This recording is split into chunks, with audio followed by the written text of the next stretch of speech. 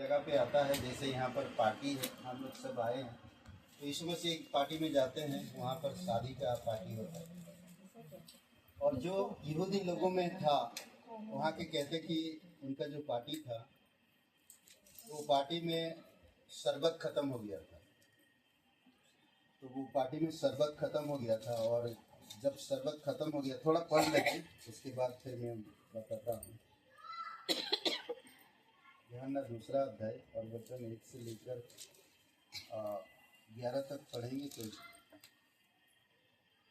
फिर तीसरे दिन गलील के काना में किसी का विवाह था और यीशु की माता भी वहाँ थी। यीशु और उसके चेले भी उस विवाह में निमंत्रित थे। जब दाखरस घट गया तो यीशु की माता ने उससे कहा, उनके पास दाखरस नहीं रहा। यीशु ने उससे कहा, हे महिला, तुझे मुझसे क्या काम? अभी मेरा समय नहीं आया। उसकी माता ने सेवकों से कहा, जो कुछ वह तुमसे कहे वही करना। वहाँ यहूदियों के शुद्ध करने की रीति के अनुसार पत्थर के 6 मटके धरे थे, जिनमें 2-2, 3-3 मन समाता था। यीशु ने उनसे कहा, मटकों में पानी भर दो। उन्होंने उन्हें मुँह भर दिया। तब उसने उनसे कहा, अब निकलकर भोज के लिए प्रधान के पास ले जाओ। और वे ले गए। जब भोज के प्रधान ने वह पानी चखा जो दाखरस बन गया था, और नहीं जानता था कि वह कहाँ से आया, परंतु जिन सेवकों ने पानी निकाला वह जानते थे।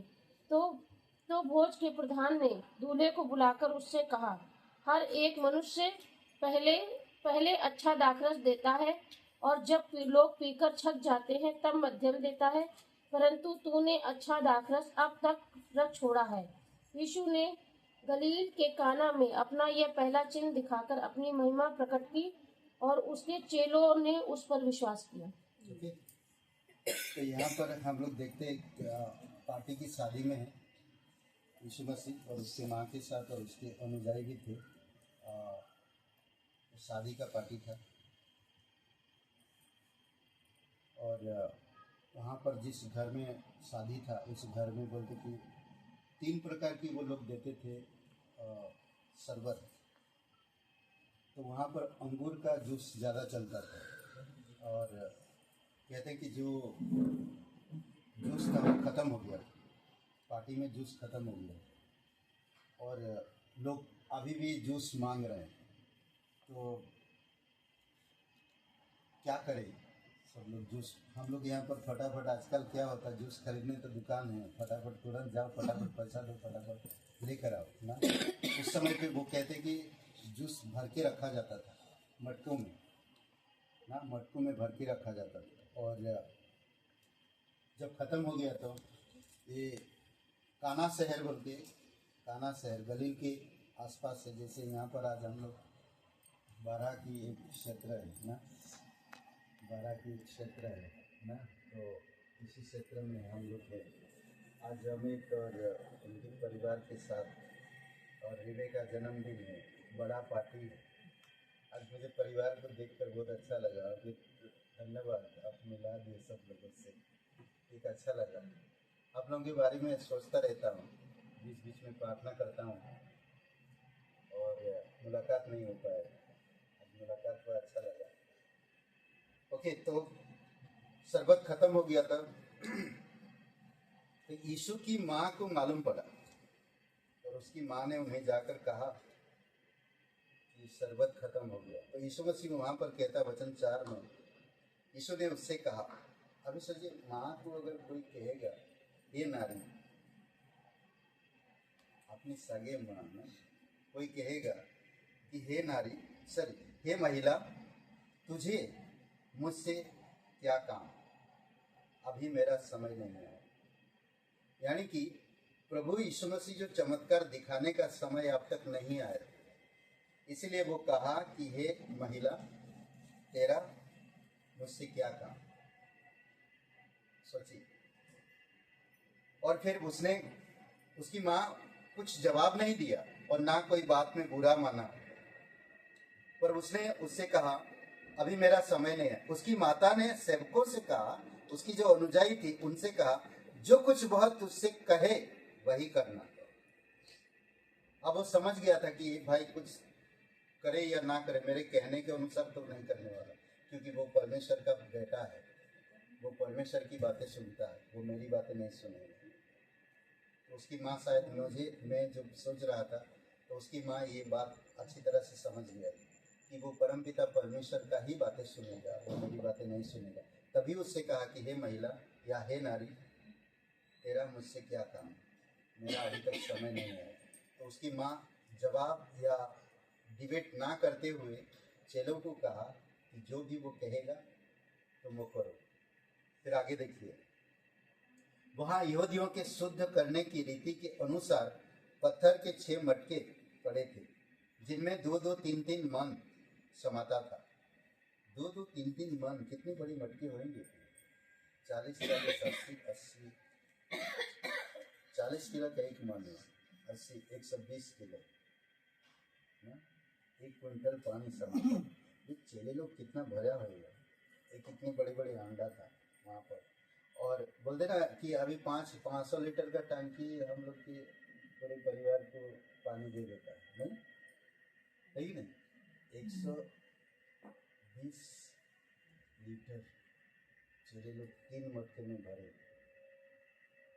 2-2, 3, सर समझ 80 लीटर ना, कितना हो गया भाई, बहुत कड़ी मेहनत की उन्होंने।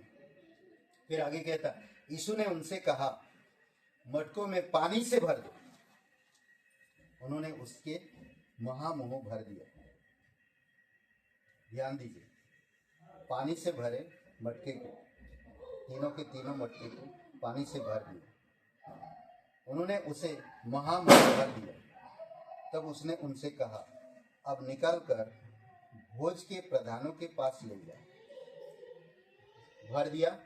भरने के बाद अब कहा कि भोज के जो प्रधान है उनके पास लेकर जाओ। पहले किसी को मत दो, पहले प्रधान के पास लेकर जाओ। प्रधान मतलब जो बोलते ना कि आसपास के जो हमारी मुखिया लोग होते हैं उनको हम बुलाते पार्टी में, नहीं? जो बड़े होते हैं उनको हम बुलाते और बुलाकर उनसे हम कहते कि, तो उनको शरबत दिया। तो वो लोग बोला कि भाई सब लोग अपनी अलग अलग, जो एक हल्का होती है जूस, एक मीडियम होता है जूस, और एक अच्छा बेस्ट होता है। तो बोला अब तक बेस्ट क्यों छुपा के रखा? तेरे मेहमान इतना आए तो अब तक बेस्ट को क्यों छुपा के रखा? जो अच्छा जूस है उसको तो बाहर क्यों नहीं लाया, अब तक क्यों छुपा के रखा? अभी सोचिए कि बेस्ट कैसे होगी? मटके में पानी भरा गया था, अब ये जूस में कैसे बदल गया? आज इस संसार में हर एक मनुष्य का जीवन फीका है, फीका, खाली है। हर एक मनुष्य का जीवन इस संसार में, हम लोग अभी भैया का नाम क्या? रोशन सॉरी, रोशन भाई के साथ बातें कर रहे थे हम लोग ना, कि संसार में लोग क्या लेके जाएंगे आज, किस चीज़ के लिए आज पीछे पड़े हैं ना? दुखी है, निराश है, खाली है, कमा रहे, कोई खुशी नहीं। हम लोग यही बातचीत कर रहे थे अभी बैठ के, कोई भी इंसान खुशी नहीं है। सोचिए कि हर एक इंसान के अंदर एक खालीपन है, एक फीकापन है, एक निराशाजनक है। कब क्या हो जाए, संसार में आज इतनी सारी बीमारियां, कब क्या हो जाए किसी को खबर नहीं। अभी हाल ही में मैं कल किसी के पास किसी को ब्लड टेस्ट कराने के लिए लेकर गए थे, और जो ब्लड टेस्ट कराते वो मुझे बता रहे थे कि हमारी एक रिलेटिव में है और वो डॉक्टर है, अपने क्लिनिक के लिए जा रहे थे, 2 ही स्टेशन मेट्रो में जाते, वो कार लेकर नहीं जाते, मेट्रो में जाते हैं। 2 ही स्टेशन, 1 और 2 स्टेशन पार नहीं कर पाए, उनको अटैक पड़ा और ट्रेन में ही ऑन द स्पॉट डेथ हो गई। कब कहाँ क्या होगा हमें भी किसी को खबर नहीं, पर कहते हैं कि हमारी फीका या खालीपन या निराशा भरे जीवन में यीशु आशा देता है, खालीपन को भर देता है और फीकापन को मिठास में बदल देता है।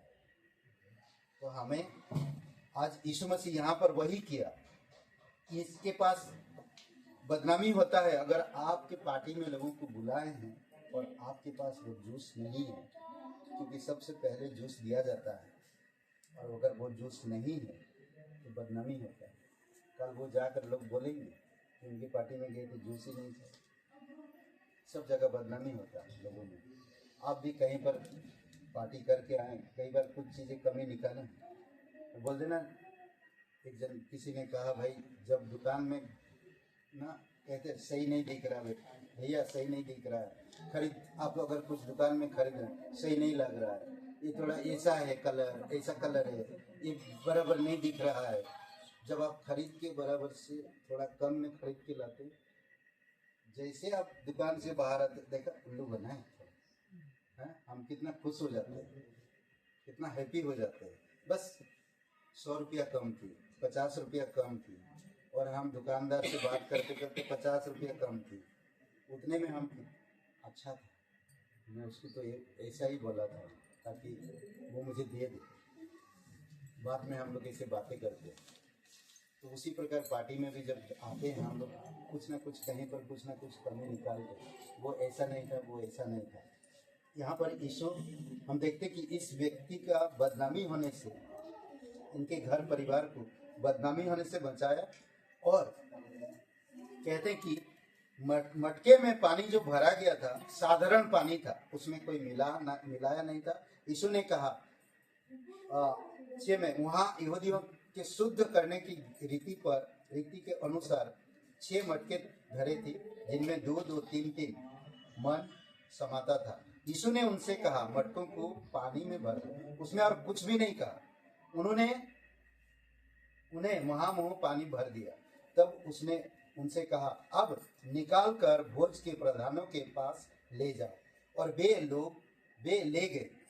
जब भोज के प्रधान ने वह पानी चखा तो दाखरस बन गया और नहीं जानता था कि वह कहाँ से आया। परंतु जिन सेवकों ने पानी निकाला था वे जानते थे। जो भोज के प्रधान ने दूल्हे को बुलाकर उससे कहा, हर एक मनुष्य अपने अच्छा दाखरस देता है, और अब तक लोग पीकर छक नहीं जाते। जब तक लोग पीकर छक नहीं जाते तब तक मध्य देता है, परंतु तूने अच्छा दाखरस अब तक रख छोड़ा है। यीशु ने गलील में ये पहला चमत्कार किया था, पानी दाखरस में बदल दिया। और ये चमत्कार को देखकर बहुत से लोग उसकी महिमा किए और उस पर विश्वास किए। हमारे भी जीवन को यीशु मिठास में बदलना चाहता है जब हम यीशु पर विश्वास करते हैं और उसके पास हम सच्चे दिल से आते हैं। आज हमारे पास बहुत कुछ हो सकता है, पर फिर कहीं ना कहीं फीकापन, कहीं ना कहीं निराशा है। हमारे पास सब कुछ हो सकता है, हम सब कुछ कर रहे हैं, जो चीज़ें हमें करना चाहिए सब कुछ करते हैं, पर कहीं ना कहीं एक फीकापन है, कहीं ना कहीं हम टूटते हैं, कहीं ना कहीं निराशा आती है, कहीं ना कहीं एक फीका है। यीशु वो फीकापन को दूर करेगा। और जिस तरह वो पानी को दाखरस में बदल दिया, हमारे जीवन को भी एक अनंत जीवन में बदल सकता है। ना अनंत जीवन में, ना बहता हुआ पानी की तरह वो हमें बना सकता है, खुशी और आनंद से भर सकता है। तो एक वचन कहता, भजन संहिता 16 और वचन आई थिंक 16 का 11 भजन संहिता 32 पढ़ते हैं। तू मुझे जीवन का रास्ता दिखाएगा। सॉरी 16 का 10 और 11 पढ़िए। क्योंकि तू मेरे प्राण को अधोलोक में न छोड़ेगा, ना अपने पवित्र भक्त को सड़ने देगा। ओके, यहाँ पर कहता है कि तू अपने मेरे प्राण को कभी नरक में नहीं ले जाएगा, और ना जो तुझ पर भरोसा रखते या तेरे भक्त लोगों को तू सड़ने देगा, वो कभी सड़ने भी नहीं देगा। आगे पढ़िए। तू मुझे जीवन का रास्ता दिखाएगा, तेरे निकट आनंद की भरपूरी है। ओके, तू मुझे जीवन का रास्ता दिखाएगा, तेरे निकट आनंद की भरपूरी है। इस संसार में मुझे कोई मेरे खालीपन को दूर नहीं कर सकता, परमेश्वर ही वही कर सकता और मेरे अंदर वो आनंद भर सकता है। आगे। तेरे दाहिने हाथ में सुख सर्वदा बना रहता है। ओके, उसकी जो दाहिने हाथ, और वो दाहिने हाथ प्रभु यीशु मसीह है, और जो उस पर विश्वास करते हैं हम भी उसके हाथ में, हाथ के नीचे ना ऐसा 49 और वचन 3 में उसकी छाया में हम हैं, तो हमें कोई भी असर नहीं कर पाता। कहते कि सुख सर्वदा उसके पास। तो आज हम उस परमेश्वर के पास विश्वास करते हैं जो उसके पास सुख है, जीवन का रास्ता दिखाता है, आनंद की भरपूरी है और मुझे कभी सड़ने नहीं देगा, बल्कि मुझे नरक से भी बचाएगा। तो आइए प्रार्थना करते हैं आज यहाँ पर, ठीक है। थोड़ा सब लोग आंखें बंद करिए, थोड़ा आप लोगों के लिए भी मैं प्रार्थना करूँगा, चलेगा? हाँ रोशन भैया दौड़े, थैंक यू। आइए आंखें बंद करते हैं, मेरे साथ एक प्रार्थना करिए सच्चे दिल से। मैं नहीं जानता आप लोगों का दिल, परमेश्वर जानता है। परमेश्वर यहाँ पर लेकर आया आप लोगों को, और ये मुलाकात हमारी ओर से नहीं, शायद परमेश्वर की अनुग्रह है, परमेश्वर की प्रेम है जो उन्होंने हमें फिर से मिलाया। एक अद्भुत संदेश भी हमें दिया कि हम हमारी फीका भरे जीवन को मिठास में बदल दे। ये प्रार्थना मेरे साथ करिए, कहिए हे यीशु। कह सकते हैं आपके मन में, कह सकते हैं मेरे पीछे पीछे, ठीक है। पवित्र महान और सर्वशक्तिमान परमेश्वर पिता, हम धन्यवाद देते इस दिन को, इस समय को, प्रत्येक भाई बहनों के लिए धन्यवाद देते हैं। यहाँ पर अमित, रूबी, उनके पूरे परिवारों के लिए धन्यवाद देते हैं। सच्चा और जीवित परमेश्वर, दयालु और करुणामय परमेश्वर, प्रत्येक लोगों से प्यार करता, हर एक लोगों के हृदय आत्मा को जानता है और समझता है। नरक से तू हमें बचाता है, हमारी प्राण को तू कभी सड़ने नहीं देता और ना हमें कोई गलत रास्ता में भेजता, बल्कि जीवन की मार्ग दिखाता है। तेरे पास आनंद की भरपूरी है प्रभु यीशु। धन्यवाद दे, धन्यवाद करते पिता। प्रत्येक भाई बहन ये प्रार्थना मेरे साथ कर सकते हैं, आपके मन में कर सकते हैं। सबकी आंखें बंद है, सबकी सर झुकी हुई है, मेरे साथ ही प्रार्थना कर सकते हैं। हे यीशु, मैं जानता हूँ मैं एक पापी इंसान हूँ, मैं खुद को नहीं बचा सकता। मैं धन्यवाद देता हूँ तू मेरे पापों के कारण क्रूस पर बलिदान हुआ, मेरे पापों का दंड अपने ऊपर उठा लो। हे यीशु, मुझे माफ कर दीजिए। तू कब्र में गया और तीसरे दिन जी उठा और तू स्वर्ग में गया। जो भी कोई तेरा नाम लेता है उद्धार पाता है, कर्मों से नहीं या हमारी नैतिक विचारधाराओं से नहीं, और ना ही हमारी अच्छी चरित्र से, और ना ही हमारी अच्छे शब्दों से, और ना ही हमारी धर्म या परंपराओं से। कई सारी चीजें हैं, बल्कि सिर्फ एक मात्र, जब अपने हृदय को हम पश्चाताप करते हैं और पवित्र परमेश्वर यीशु मसीह पर विश्वास करते हैं, वह हमें क्षमा करता है और हमें जीवन की पुस्तक में हमारा नाम लिख देता है। अगर आप विश्वास करते हैं तो कहिए, हे यीशु, मुझे माफ कर दीजिए, मेरे हृदय में आइए, मुझे नया जीवन दीजिए। मैं विश्वास करता तू मसीह है, तू मेरा मुक्ति देता है, तू मेरा उद्धार करता है, यीशु के नाम से, आमीन। ओके, आंखें खोल सकते हैं। प्रभु यीशु मसीह, आप रिबेका को स्पर्श करो, उसे सुरक्षित आपकी दाहिने हाथ में बनाए रखो। हर एक बीमारियों से, संसार की कोई भी बीमारी प्रभु इसे छू ना सके। कोई टूना टुटका प्रभु यीशु से, बुरे नजर या बुरे लोग इसको छू ना सके। प्रभु यीशु, शैतान की कोई भी चाल इस पर हावी ना हो। यीशु, तेरे लहू इस पर है, तेरी छत्र छाया इस पर। प्रभु यीशु मसीह, आप दया करो और इन सब बड़ों की आशीर्वाद इसके साथ। प्रभु, तेरे वचन में कहता है कि जब तू इस धरती पर आया, परमेश्वर की अनुग्रह और मनुष्य की अनुग्रह दोनों तेरे साथ थे। उसी प्रकार रिबेका के जीवन में भी प्रभु तेरे हाथ रहे, तेरे अनुग्रह रहे, तेरा प्रेम रहे, तेरी उपस्थिति रहे और प्रत्येक बड़ों के आशीर्वाद भी इसके साथ रहे, और उसी आशीर्वाद और आपके अनुग्रह में, प्रेम में बढ़ते जाए। बुद्धि, समझ और ज्ञान से आप इसको बढ़ाना और एक ऐसी अनुभवी और ऐसी बनाना पिता, इसके जीवन से तेरी महिमा होने पाए और बहुतों का प्राण नरक से बचे। प्रभु यीशु, इसके जीवन से धन्यवाद देते हैं। इसकी हर एक जरूरतों को, उसके माता पिता को ब्लेसिंग करना, इसकी हर एक जरूरतों को पूरा कर पाए पिता। कोई भी चीज को उसको घटी ना हो। तो सच्चा और जीवित परमेश्वर, धन्यवाद देते हैं। यीशु मसीह के नाम से मांगते हैं, आमीन, आमीन। ओके।